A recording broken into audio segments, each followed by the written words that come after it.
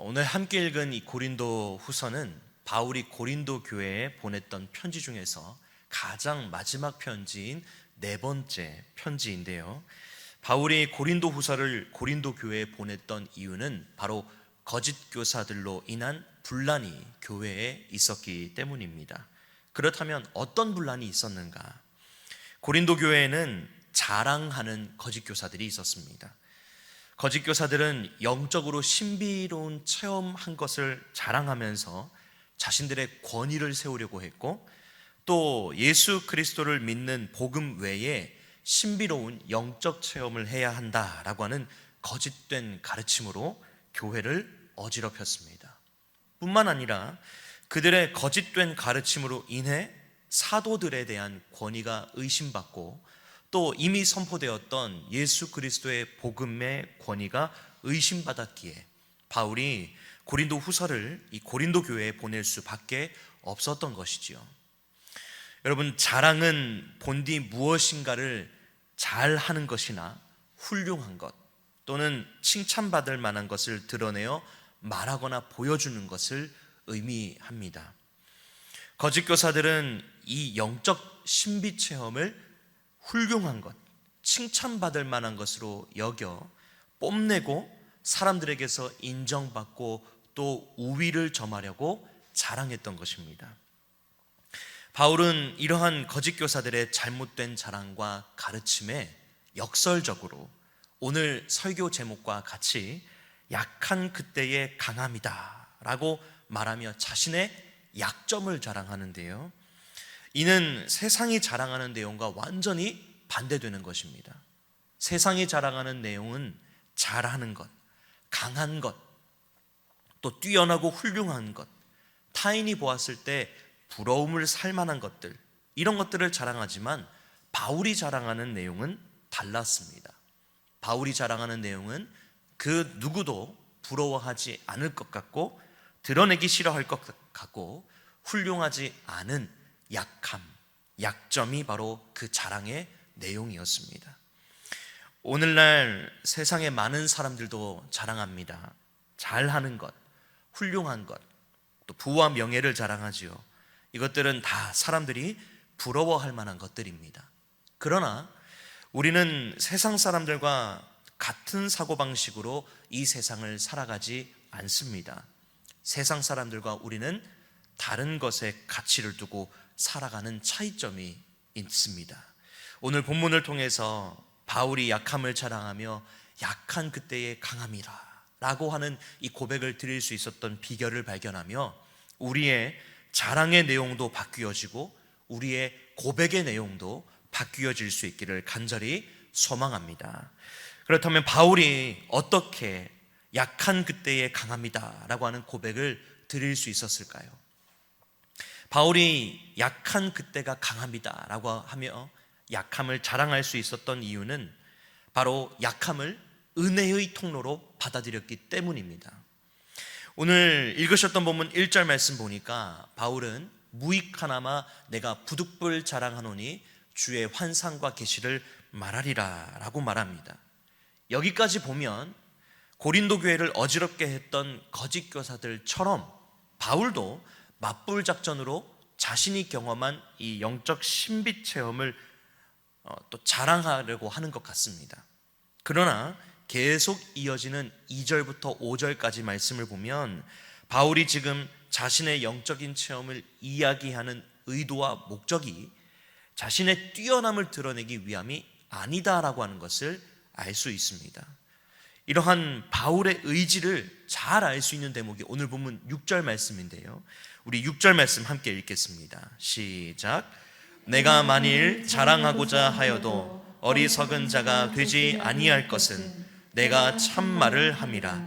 그러나 누가 나를 보는 바와 내게 듣는 바에 지나치게 생각할까 두려워하여 그만두노라. 아멘. 여기에서 우리는 자신을 드러내려고 하지 않는 바울의 확고한 의지를 발견합니다. 방금 읽은 6절 하반절 말씀 보니까 바울은 자신의 자랑으로 인해 누군가 자신에 대해 필요 이상으로 높게 평가할까 염려되어 자기가 영적으로 체험한 것에 대해서는 자랑하지 않겠다라고 단언합니다. 나아가 바울은 영적 체험을 한 것에 대해서는 자기 자신을 지칭하는 1인칭 화법으로 말하지 않고 마치 다른 사람이 경험한 것처럼 3인칭 화법으로 말하며 어떻게든 자기 자신을 감추려고 합니다. 그러면서 바울이 영적인 체험이 아닌 다른 것을 자랑하고 드러내는데요, 그것은 바로 자신이 가지고 있는 약점, 약함이었습니다. 바울의 행동이 조금 이해되지 않습니다. 여러분 한번 생각해 보실까요? 어느 누가 자신의 약점을 드러내고 싶어 합니까? 누가 약점을 드러내고 자랑하려 합니까? 그렇게 하고 싶어 하는 사람은 아무도 없습니다. 사람은 누구나 강점, 잘하는 것, 훌륭한 것을 드러내고 싶어 하고 또 자랑하고 싶어 하지, 약점을 드러내고 자랑하고 싶어 하지 않습니다. 더군다나 지금 거짓 교사들로 인해 아픔을 겪고 있는 상황 아닙니까? 그러니 바울이 보란듯이 이 거짓 교사들보다 더 신비로운 체험한 것을 말하면서 좀 그들의 콧대를 납작하게 눌러주면 좋겠는데, 바울은 벼랑간 자신이 가지고 있는 약점 그리고 약함을 자랑합니다. 거짓 교사들은 자신들의 권위를 높이는 도구로, 또 우위를 점하는 도구로 자신들이 경험한 신비로운 영적 체험을 자랑거리로 삼고 드러냈는데, 바울은 지금 다른 사람들이 다 감추고 싶어하는 약함, 약점을 자랑하며 드러냅니다.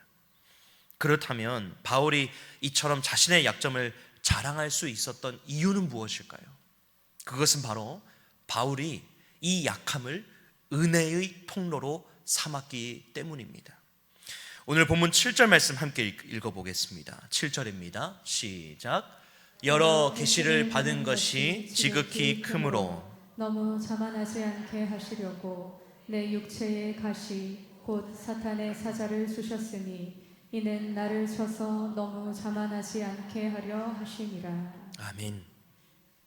바울은 자신에게 있는 약점을 하나님의 관점, 은혜의 관점으로 해석했습니다. 그렇기 때문에 7절에서, 방금 읽은 7절에서 연거푸 자신에게 있는 약점을 너무 자만하지 않게 하려 하는 목적으로 하나님께서 주신 것이라고 고백합니다. 바울이 사역할 당시의 문화는 강자를 숭상하는 문화가 있었다고 합니다.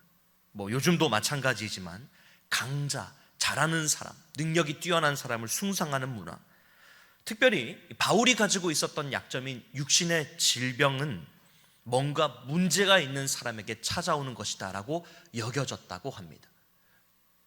그런 상황에서 바울이 지금 약함, 약점을 하나님의 관점, 은혜의 관점으로 해석하여 자만하지 않게 하려고 하나님께서 내게 주신 것이다 라고 하는 이 고백은 단순한 고백이 아닙니다. 이 바울의 고백에는 이러한 마음이 담겨 있습니다. 여러 계시를 받은 것보다 너무 자만하지 않게 하시려고 약함을 허락하신 하나님의 은혜가 내게는 더 소중하고 가치 있습니다. 하나님, 저에게는 제가 경험한 신비로운 체험보다 하나님께서 저를 생각하셔서 주신 그 은혜가 저에겐 더 소중합니다 라고 하는 이 바울의 신앙 고백이 이 7절 말씀 안에 담겨 있는 겁니다. 바울이 자신에게 있는 약함과 약점을 은혜의 통로로 받아들인 결과 그의 삶에 나타났던 모습이 하나 있습니다. 그 모습은 바로 만족입니다. 오늘 본문 9절 상반절 한번 보실까요? 9절 상반절 보니까 하나님께서 바울에게 내 은혜가 네게 족하도다 라고 말씀하십니다. 이 말씀은 바울이 자신이 가지고 있던 약점인 육신의 질병을 두고 하나님, 이 질병을 좀 낫게 해 주십시오, 그것도 3번이나 기도했을 때 하나님께서 바울에게 주신 응답의 말씀이기도 하지만요, 이 말씀은 결국에 바울의 신앙 고백이 되었습니다.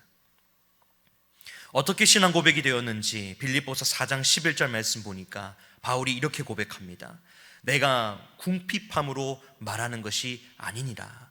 어떠한 형편에든지 나는 자족하기를 배웠노니 라고 고백합니다. 여러분, 사람이 언제 만족할 줄 압니까? 내가 원하는 것 좀 가져야 만족할 줄 알고, 내가 바라던 것이 좀 이루어지면 내 안에 만족감이 마음에 자리 잡죠. 그러나 바울은 지금 그러한 상황 가운데 내가 자족하기를 배웠다라고 말하지 않습니다. 내가 어떠한 형편에든지, 궁핍하든지 풍부에 처하든지 어떠한 형편에 있든지 나는 자족하기를 배웠다. 이 말은 만족할 줄 아는 사람이 되었다라는 것을 의미합니다. 바울은 비천과 풍부, 배부름, 배고픔을 다 겪었던 사람입니다. 지금 바울이 말하는 이 고백은 바울이 살만하고 버틸만 하니까 저절로 나온 고백이거나 아니면 입버릇처럼 툭 하고 튀어나온 빈말과도 같은 고백이 아닙니다. 바울은 실로 모든 일과 상황이 하나님의 은혜가 임하는 통로라는 것을, 풍부와 궁핍, 약함의 상태를 경험하며 깨닫게 되었고, 그리하여 자족할 수 있게 된 것입니다. 사랑하는 여러분, 우리의 약함, 우리의 약점은 무엇입니까? 한번 생각해 보시죠. 그리고 우리는 그 약함과 약점을 어떠한 관점으로 해석하고 있습니까? 어떤 분들에게는 신체적인 약함이 있을 수도 있겠고, 어떤 분들에게는 관계의 약점이 있을 수도 있지요. 남들에게 드러내기 싫은 약점, 약함이 있을 수도 있습니다. 세상은 어떻게든 그 약함과 약점을 숨기라고 합니다. 심지어 하나님 앞에서도 마치 해결할 수 없는 문제처럼 꽁꽁 숨기고 싶은 것이 우리가 가진 약점과 약함입니다. 그러나 세상의 관점이 아니라 하나님의 관점, 은혜의 관점으로 이 약함과 약점이 해석되면 그 약점이 하나님 앞에서 겸손하게 하고 하나님을 한 번 더 붙잡게 하고 하나님께 붙어있게 하는 은혜의 도구로 여겨지게 되는 줄로 믿습니다. 사랑하는 여러분, 우리에게 있는 약함과 약점을 통해 하나님 앞에서 더 겸손할 수 있다면, 하나님을 한 번이라도 더 붙잡을 수 있다면, 하나님께 어떻게든 한 발자국이라도 더 가까이 나아가 붙어 있을 수만 있다면 그것은 더 이상 약점, 약함이 아닌 영원한 생명을 누리게 하는 은혜의 도구인 줄로 믿습니다. 바라기는 약함과 약점을 바라보는 저와 여러분의 관점이 바뀌어서 하나님의 은혜가 임하는 통로인 약함과 약점을 통해 하나님 앞에 바르게 서며 세상이 주는 위로가 아니라 하나님께서 주시는 하늘의 위로를 이 땅에서 경험하며 살아가시기를 주님의 이름으로 축복합니다. 두 번째로 바울이 어떻게 약점을 자랑하며 약한 그때의 강함이다 라고 하는 이 고백을 드릴 수 있었을까요? 두 번째로 약할 때 채워주시는 은혜를 공급받았기 때문에 바울이 이러한 고백을 드릴 수 있었습니다. 바울이 자랑하고 고백했던 이 약함, 약점을 다른 말로 말하면 결핍이라고 말할 수 있을 것입니다. 조금 모자르고 부족한 상태를 일컫는 말이죠. 하나님께서는 이처럼 약함과 약점으로 인해 조금 모자르고 부족한 상태일 때 9절 상반절 보니까 이는 내 능력이 약한 데서 온전하여집니다 라고 말씀하시며 약함과 약점으로 인한 결핍과 빈틈을 하나님의 능력으로 완벽하게 채우실 것이다 라고 선언하셨습니다. 하나님께서 선언하신 대로 바울도 이처럼 결핍된 공간에 하나님께서 채워주시는 능력을 공급받기 위해 약함과 약점을 자랑할 것이다 라고 고백하는데요, 9절 하반절 말씀 보니까 바울이 이렇게 말합니다. 나의 여러 약한 것들에 대하여 자랑하리니 이는 그리스도의 능력이 내게 머물게 하려 합니다 라고 고백합니다. 이 고백은 바울의 개인적인 결단이고 선언이기도 하지만 신앙의 비밀, 믿음의 비밀이기도 합니다. 달리 말씀드리면 연약한 것들을 자랑하면 그리스도의 능력이 내게 머문다라고 하는 영적인 비밀, 신앙의 법칙이 이 바울의 고백 안에 담겨 있는 것입니다. 여기에서 바울이 말한 머물다라고 하는 이 단어는 거처를 정하다, 텐트를 치고 정착하다라고 하는 뜻으로 빈틈없이 윗부분이 전부 다 온전하게 덮여지는 것을 의미합니다. 즉 연약함을 고백하고 자랑하면 예수 그리스도의 능력이 빈틈없이 성도와 신자를 덮어 더 이상 연약함과 약점이 발견되지 않는 상태, 그리스도의 능력만 나타나는 삶을 살아가게 된다라고 하는 이 영적인 비밀을 바울은 알고 있었습니다. 그래서 빌립보서 3장 8절 하반절 보니까 이렇게 고백하죠. 내가 그를 위하여 모든 것을 잃어버리고 배설물로 여김은 그리스도를 얻고라고 고백합니다. 바울은 이전에 자신이 유익으로 삼던 모든 것을 예수님을 위해 해로운 것으로 여기고 다 버렸다고 고백합니다. 그러니 자신의 손에 쥐었던 것을 내려놓고 자신의 마음에 가득 차 있던 부분을 도려내고 비워내면서 빈틈이 생긴 것이죠. 약점, 결핍이 생긴 것입니다. 그러나 바울의 고백은 거기서 끝나지 않습니다. 뒤이어서 뭐라고 고백합니까?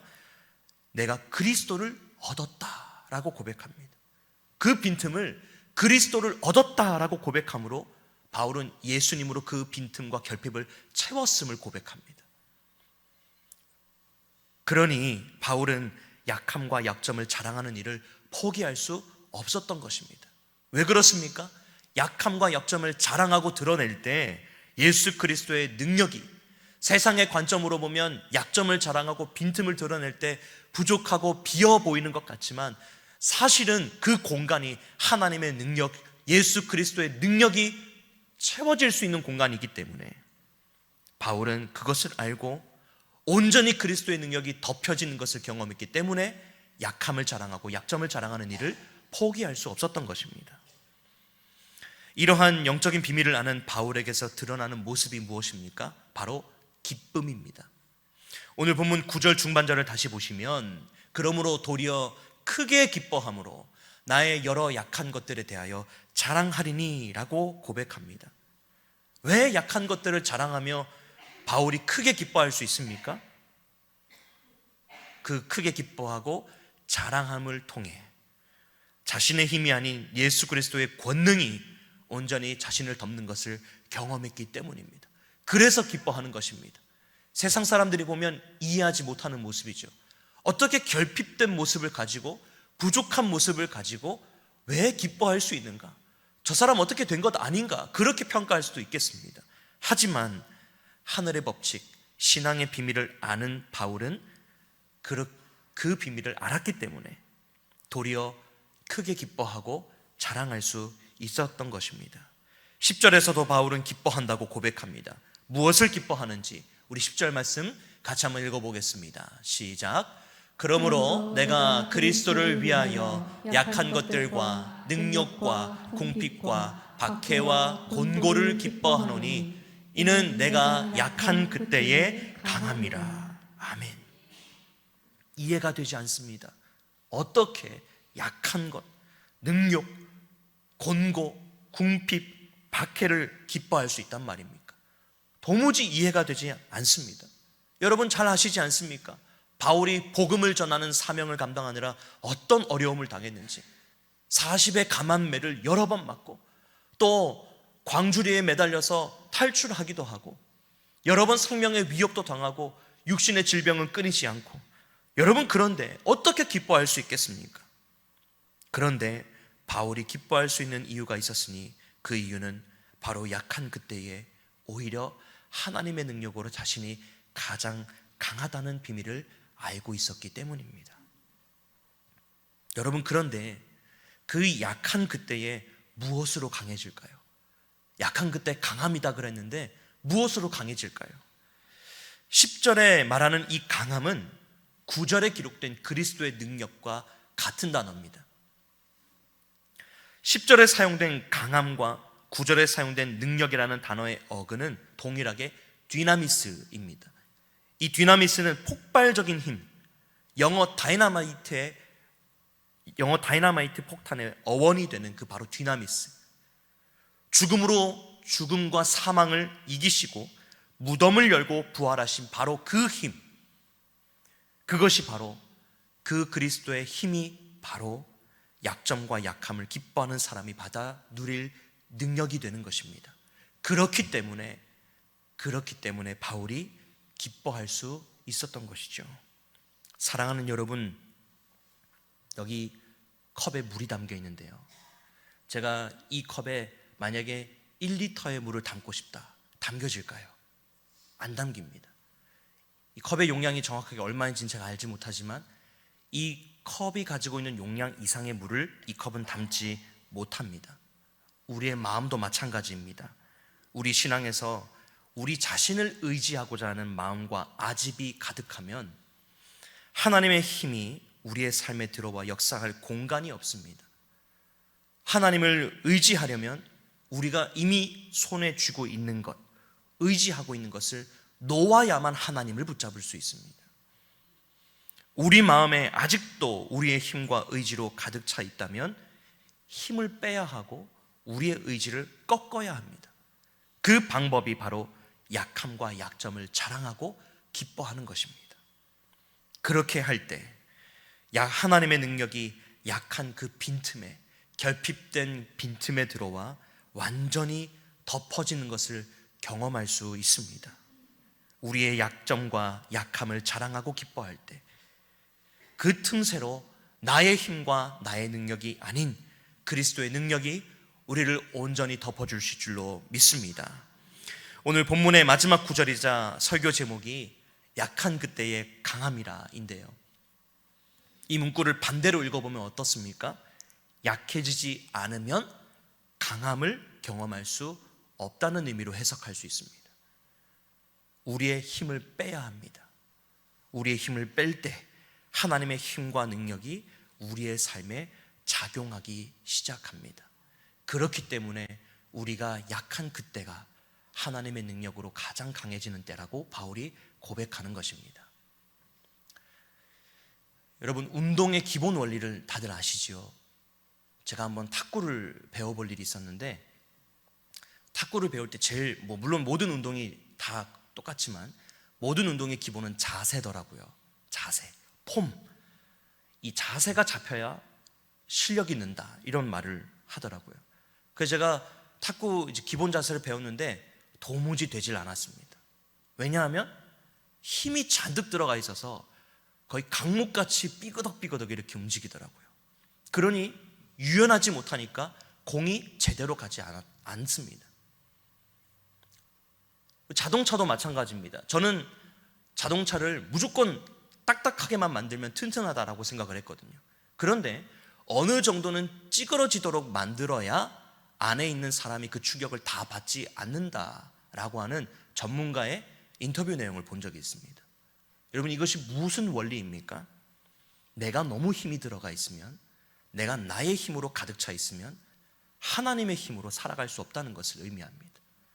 내가 너무 나의 고집과 나의 경험, 내가 아는 지식, 내 고집과 아집으로 가득 차 있으면 하나님의 힘으로 이 세상을 살아갈 수가 없습니다.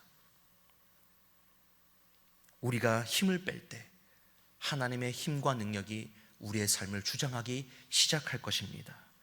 마지막으로 스코틀랜드 침례교회 목사이며 주님은 나의 최고봉이라고 하는 아주 유명한 책의 저자인 오스왈드 챔버스가 남긴 이 말을 함께 읽고 좀 마치려고 합니다. 우리 함께 읽어보겠습니다. 시작. 주님, 나의 약한 부분을 강하게 하시고 나의 강한 부분을 약하게 하십시오. 아멘이 절로 나오시지요? 나의 약한 부분을 강하게 하시고 나의 강한 부분, 내 안에 강하게 자리 잡고 있는 내 신앙의 연수, 내 경험, 내 고집과 아집, 내 생각, 내 기준 다 약하게 하시고 내 안에 약해져 있던 하나님을 의지하는 마음과 중심이 강해지게 해주십시오.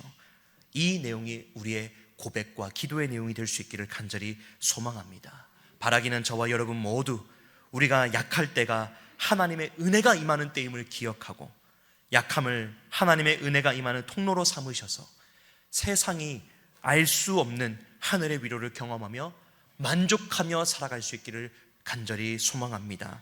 나아가 약함을 자랑하고 도리어 기뻐함으로 우리의 약함이라는 빈틈을 통해 부어주시는 하나님의 능력과 하나님의 힘을 공급받아 이 세상에서 맡겨주신 사명을 넉넉히 감당하며 승리하는 삶을 살아가는 저와 여러분 다 되시기를 우리 구주 예수님의 이름으로 축복합니다. 제가 기도하겠습니다.